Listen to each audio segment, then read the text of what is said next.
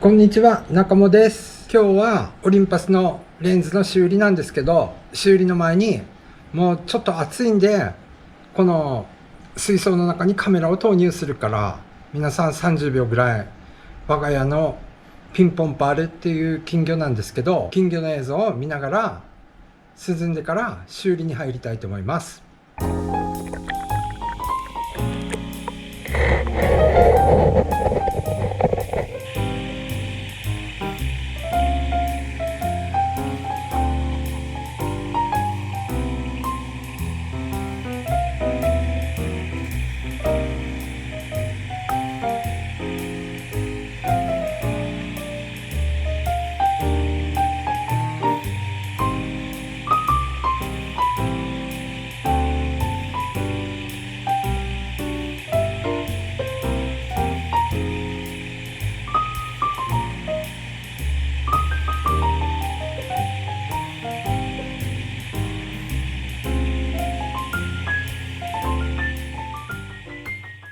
オリンパスのレンズを修理しようと思って中をばらして見てみたところ、このフレッキケーブルが断線していたので、これをつなげようと思ったんですね。ここからハンダ付けしようかなと思ったんですけど、間隔がすごくちっちゃい。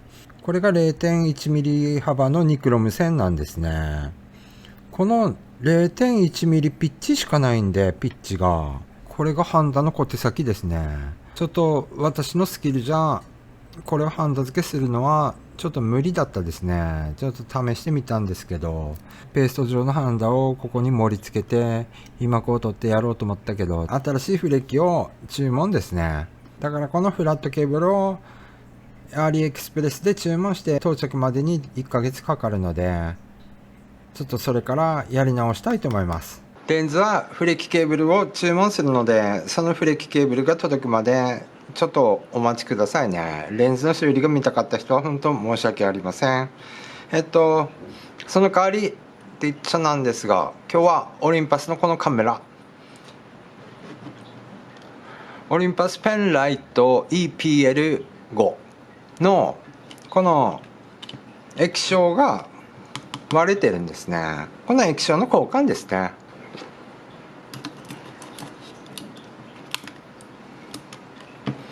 電源を入れても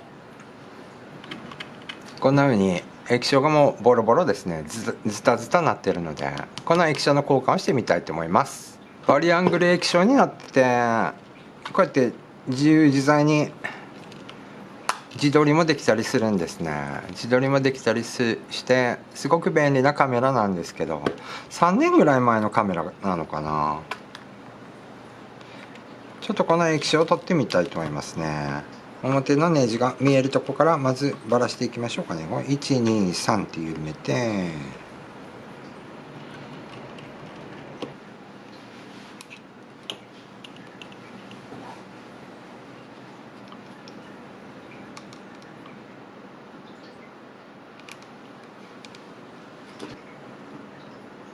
めちゃめちゃ強力に貼り付いてますね。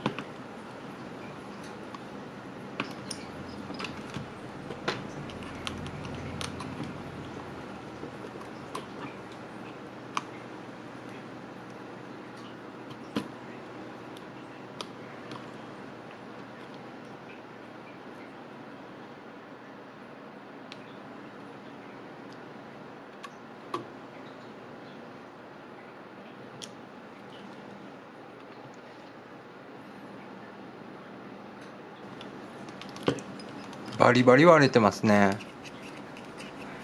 これが液晶の画面なんですけどね。でこっちがタッチセンサーになってるのかな。タッチセンサーでタッチセンサーですね。フレキが切れちゃったですね。こうやってついてて、直ダイヤルのある反対側にこうやってフレキで接続されてて、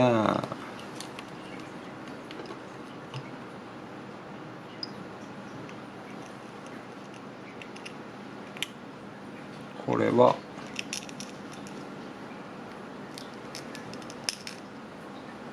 まあ取れないですね。取れないわ。ここれ取れるのかな。取れれば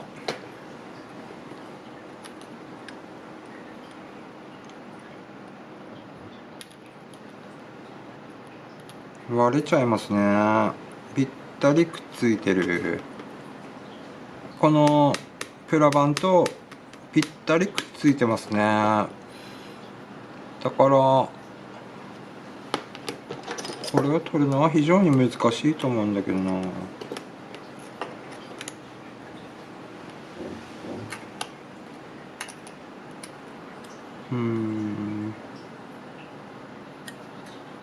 液晶ごと交換できないかなと思ってたんですけど、液晶のパネルですね、このパネルごと交換できないかなとか思ってたんですけど、なんかすごいしんどそうですね。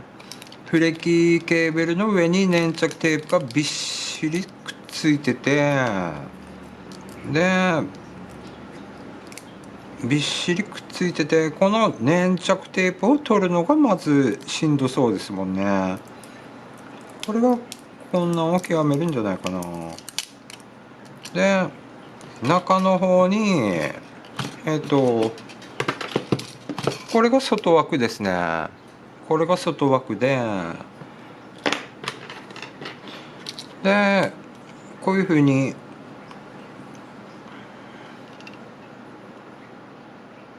ここもびったりとなんか接着剤みたいなのでビタってくっついてるんですね。でこれが分解できるはずなんだけど、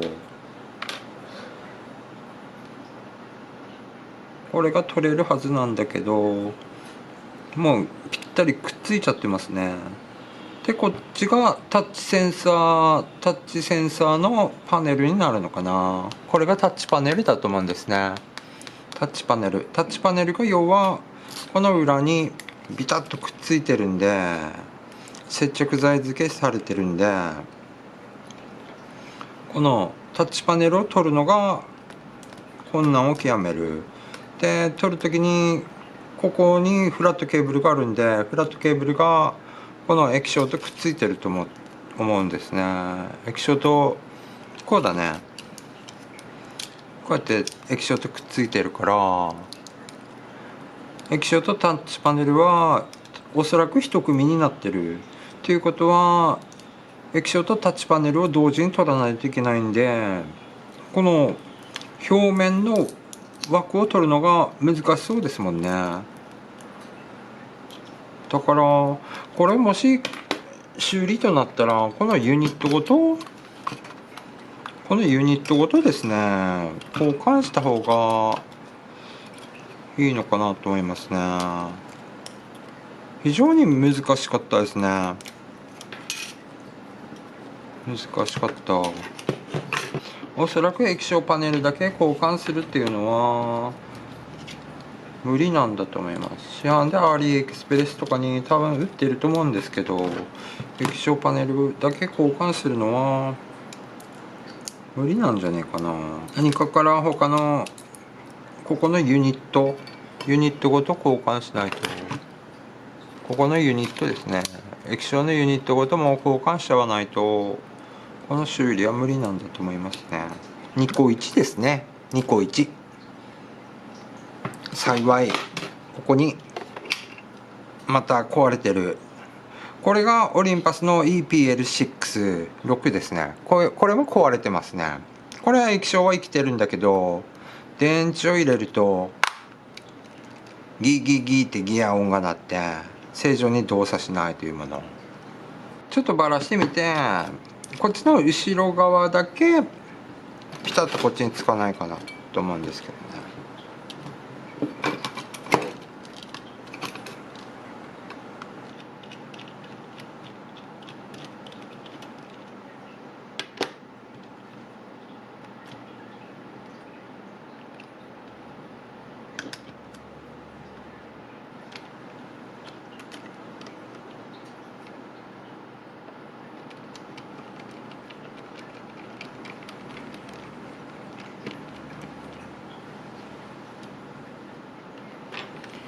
表面の見えるネジをまず全部取っていきましょうかね。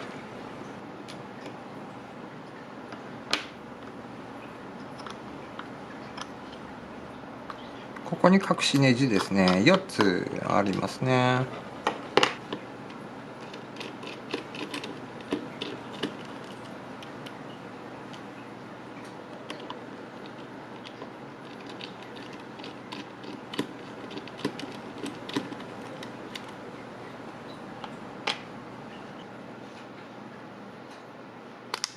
ああ、来た来た。これで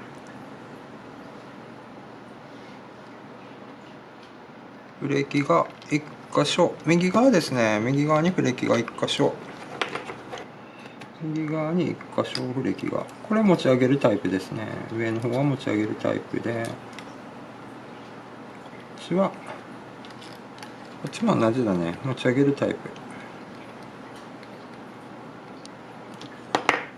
危ないね。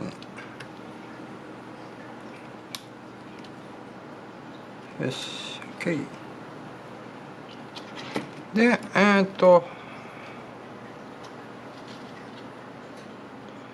こんな風に分解、下のユニットだけですね。おそらく液晶を変えるんだったら、これごと変えた方がすごく楽ちん。でもこれをどうやって手に入れるかですね。ジャンク品を購入して動かないカメラの、今回は EPL5 と EPL6 が多分合うと思うんだよね。似たような形状なんで、これにガチャッとつければ。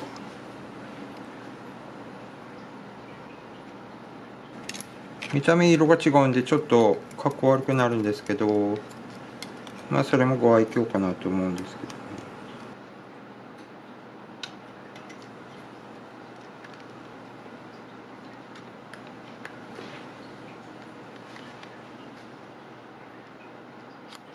ど。よし。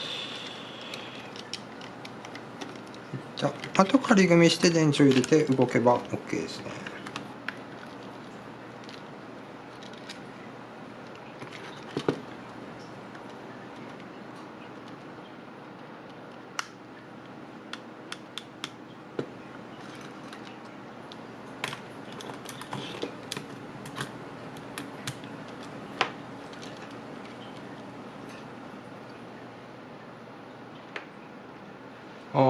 つきましたね。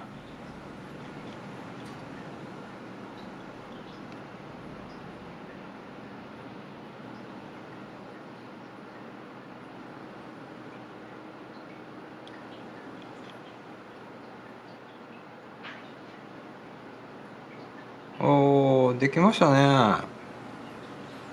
カードを認識できません。カードが入ってないからですね。SD カードが入ってないから。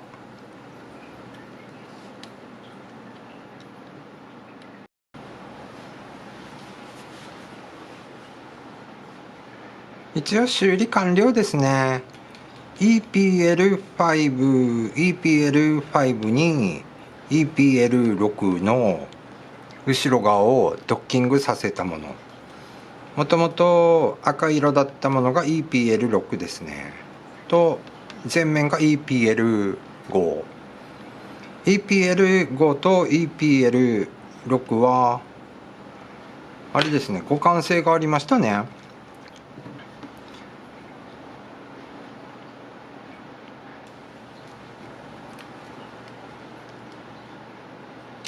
で、電源もしっかり入るし、今メモリーカードが入ってないからですね、メモリーカードを抜いてるんで、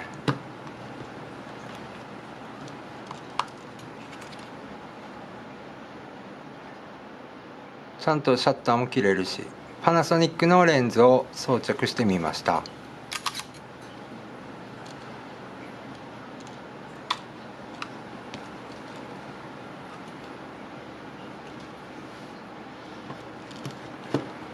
無事に修理ができました。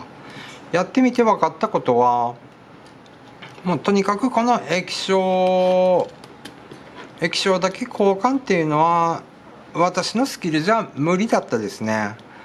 丸ごとユニットごと交換しないとちょっと時間もかかるし、ちょっと時間の無駄なんじゃないかなとは思いますね。このこの後面のパネルは後ろからしか外れないんだけど、後面のパネルにタッチセンサーパネルがビターっとくっついてるんですね。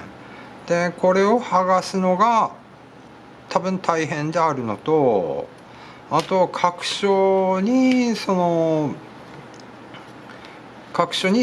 いテープ止めされてあって、ここのフレッキケーブルもすごいテープ止めされて、これを取るのがちょっと大変なんじゃねえかなと思いますね。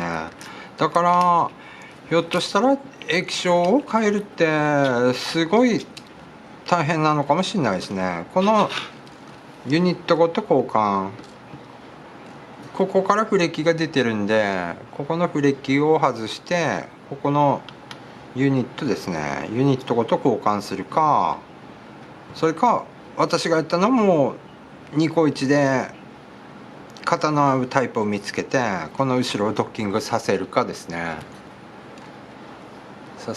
今回ドッキングさせて作ってみました。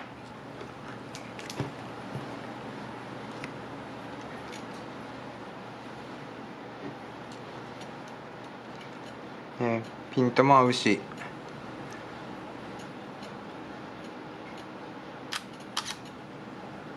シャッターの音がいいですね。オリンパスのカメラのレンズはマイクロフォーサーズのレンズが合うので、レンズをいろいろ取り付けたりできますね。ということで、カメラのレンズの修理はまた部品を今発注しているので、部品が届き次第ですね、やろうと思います。また何ヶ月かかかるんでしょうけど、中国から取り寄せてるんで何ヶ月かかかると思うんで、それではまた次の動画でお会いしましょう。それではまた。